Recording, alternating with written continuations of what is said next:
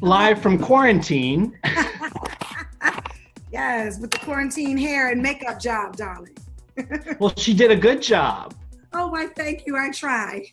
Just wear good shirts for my Zoom meetings and go right back to my couch. You've also figured out how to add a 501st job to your list of 500 jobs in this time with this new show. To Catch a Beautician is coming to the TV screen. Girl, you got a hole in your head.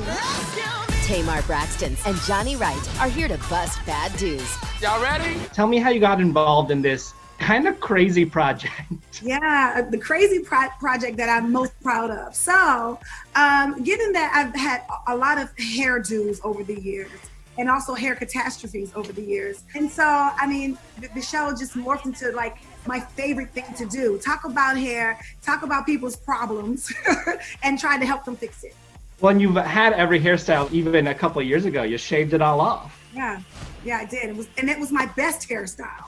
And I really want to go back to it because right now I'm in the in-between stage, and my hair is a mess under the wigs and ponytails and stuff. So I really don't know what to do with my own hair. And I really liked that kind of independence. You know what I mean? This is all me, except me, and it was great. And so I kind of want to go back to it. Well, I feel like that moment also came at that turning point in your life. It's been like 3 years since the separation, the split. What have you learned about yourself in the last 3 years that you didn't know about yourself? Wow. That I'm one of those women, just like all the women in America that I run into, is that, we never give up. We do whatever it takes, especially when you're thrown into the position where you're a single mom. It's like everything is hard, but nothing is too hard. We figure it out. And so I'm just really happy to be a part of that women empowerment in that crew. And not even just women anymore, it's men too, that's thrown in that position. And it just goes to show you how resilient we all are. When we have to figure it out, we figure it out. Oh, yes, we do. We do. How does co-parenting work in quarantine? At first, co-parenting was very difficult because, I think the whole country was afraid. We didn't know if it was safe to go outside and, what was safe and what wasn't. So he was here for me for, the first month. And now it's great. Logan will go to his dad's house every weekend or every other weekend, or we'll switch off each week whenever Logan gets tired of each parent. How are things for you and Vince now that it's in the rearview mirror? The divorce is finally finalized after all those years of trying to get it finalized. Right. And not even just that, all the years of trying to figure out where we fit, right? Because for 16 years, like, we've been together and been best friends. And I think what we had to revert back to is remembering that we were friends first. And it took a little while, especially, with David in the mix of things, but we're in a really, really good place. We realized it's not about us. It's not about our feelings. It's not about what happened. It's about Logan, and it's about us setting the best example for him and being there for him. So that's the choice we made. So you have to make that choice. So. How did you come to the place where you realized that? Was there any specific moment that sticks out, like the turning point, or was it just over time? Well, I came from a family of divorced parents. So, right when it happened, I put my kid in counseling. And people might disagree because he was so young, but I thought it was the best thing for him. Just because sometimes when you're that young, or when you come from a divorced parent, you don't know who to talk to or which parent to trust or whatever. You're just thrown into this position. And we just sat around with the counselor, one day, and she was like, you guys might try to want to get along for your kid. And then that is when we made the decision. It's about him and not about us. How is Logan adapting to his new normal? So I found out I'm raising myself. Yes. Logan is the male version of me, which is, I shouldn't be surprised, but I am surprised. He has a huge personality. He's hilarious. He's really, really smart. And he's like the greatest. Am I saying this about myself? No, no, he's the greatest kid ever. He's just, so cool. He's the only child, so he looks to me to play all the time. And that's a lot. I think we split time between Sonic the Hedgehog and Real Housewives of Atlanta. Okay, good balance there. Last time we spoke, I think you had changed your mind about wanting more kids. You went from one and done to like wanting a full Braxton-sized brood. Where do we stand today? Are you still in that place? I'm crossing my fingers, hoping I'll get lucky. I really, really, really want more kids. And being in this quarantine is reminding me like how lonely my son is. When we grew up, and let's just say this happened during our quarantine, it'd be great. You know what I mean? We can play and we can, hang out with other people besides ourselves, but it's just him. And so, I really wish I had more kids. Still hoping. Is David the reason you changed your mind? Is he the person who made that shift happen in you? Well, the chocolate might have been, the person who egged that on. But, I think after the whole divorce stuff, I just felt like I didn't want, Logan to be by himself. Like we got together when we were younger, me and my sisters, and talked about our parents behind their backs, and he needs somebody to do that with and bounce ideas off of. And so, he helped. Okay. Has quarantine tested your relationship with David at all, or made it stronger? I think quarantine has tested everyone's relationship. I've gotten extremely petty about cleaning the kitchen and who did it last. Yes, that's the part, One dish will break up this whole house, right? But, we really have gotten closer, to be honest. We've had a chance to talk about things that we wouldn't normally have time to talk about, and see things that we normally wouldn't see because we haven't spent this much time together. And I have to say, he's not just chocolate. He's a great guy. All right. Can I see those hands? There's not a ring on them yet, is there? Oh, no. Wait. It must be in the air because everyone has been asking me, come on, Lord, bring it on down with a cure. All right. We got to give him a little nudge and help him out a little bit. David's been single for forever. He's never been married. And so for, him to find love, he's, creepy crawling, but he better hurry up. Do you think a quarantine proposal could happen? It could. I mean, I wouldn't say that that would be my ideal, but I'll take whatever we can get.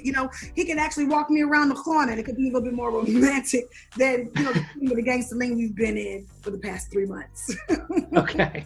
Yeah. How is the family? How are your sisters doing? Is anybody driving you nuts in quarantine? Like you're hearing from them every day? Yes, everyone's driving each other. No. No, we get together and Zoom and FaceTime all the time, and that's been pretty fun. I haven't seen my mom in 3 months, and that's been really, really tough, So, yeah, we've been Zooming, and we've really had a really good time, and and getting closer and talking about things that that needs to be talked about before we start filming again. Okay, yeah, I was going to say, how has the next season of Braxton Family Values been impacted by this? Well, we're just like every other show, including this one, We wasn't finished production with Beautician, and we definitely wasn't finished with the Braxton. So we get on the computer, we get on the phone, and that's how we do it because this is our new normal. Okay, so we're going to see some quarantine life stuff, I guess, in the next season. Sure. I miss my family. I miss my sisters. I can't really, spend a lot of time with Tony because, she has lupus and it's really dangerous for her. So I've seen her twice and I'm grateful for that, but I don't see them. And so I look forward to seeing them however I can. And so I just take that for now. Which is such a nice thing to hear because think back 2 years ago where you and your sisters were filming the show.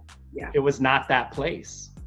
No. And as a matter of fact, for the past, 4 seasons, we haven't been in that place. I just think sometimes sisters go through things. And I think by the time we start filming, we're going through things. And when we're done shooting, we're back to normal. So that's why I'm hoping that, keep our fingers crossed that the cameras catch us at a time where everything is going great for us. A more fun moment than a dramatic moment. I mean, I don't want to argue with anyone but the devil, and I don't want any drama. I mean, I'm living my best life. I'm eating my weights, and I'm having fun with my boyfriend and great time with my kid, and I have absolutely no worries. And I have this amazing show on VH1, which is a dream job for me, a dream situation, and I am just in a really, really happy, good place. And it's the kind of content we need right now to take our mind off of everything. Though I feel like some people might watch and be like, God, I miss the salon even more now. Yes, we all do, but we all look a mess together. Is quarantine inspiring any new music? It actually has, I think it's inspiring all the musicians, because, we haven't been able to, do shows and, go to a proper studio. And I feel like everyone is missing that spark, that umph. I know that I am. I know when I released Crazy Kind of Love, I fell in love with music, and now I'm over here like twiddling my thumbs, really missing it, like having meetings with the producers and what is my next sound going to be? What's my next look going to be? And I'm just so inspired and so excited. How far away are we from getting a new song? Because I know we got Crazy Kind of Love kind of at the start of all this. Yes. Well, I haven't been recording, but okay. I have recorded a few records before quarantine started. So we'll see. But you're still not changing your mind about releasing another full album? Bluebird of Happiness still the final album? No, I think at that time I was really going through a lot, A lot of people didn't know that Vince and I were breaking up, and it wasn't a good time, for either of us individually. And then the business aspect of it all changed because he was my manager in all of this. And so it was just like a big turnoff for me. And now that I've fallen back in love with music, it's like I've fallen back in love with the whole situation of it all.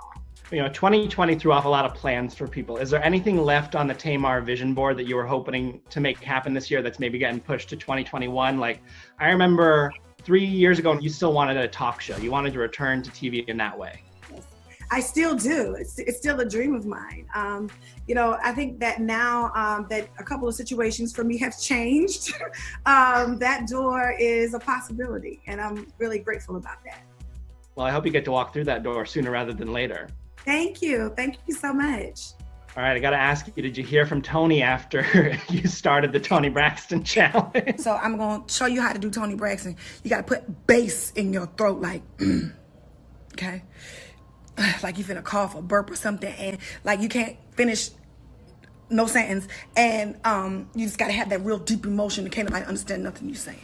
Absolutely did. And she thought it was funny. I'm going to kill you in Babyface. It's so funny because we love to tease her. She's the hardest person to, try to sound like. And so I guess that's why she's Tony Braxton, huh? Because can't nobody do what she does. Well, you do a pretty good Tony Braxton. I had a lot of years of practice. So, you're like, I standing in the back there, singing behind her, listen to it all. Yeah, she's a funny person. Does she ever do a Tamar impression? Yes, she does, and she doesn't get it right, ever. Ever. Next time you talk to her, you should ask her. It's terrible. You give me a little bit of your Tony, because it brings me so much joy. Oh, of course. Let me say, okay. First thing, Monday morning, I'm gonna pack my Tamar. It's so low and soft. It's so good. Thank you. All right. Well, thanks for talking to me today. I'm excited for To Catch a Beautician premiering Monday, right? Monday and Mondays at 9 o'clock on VH1.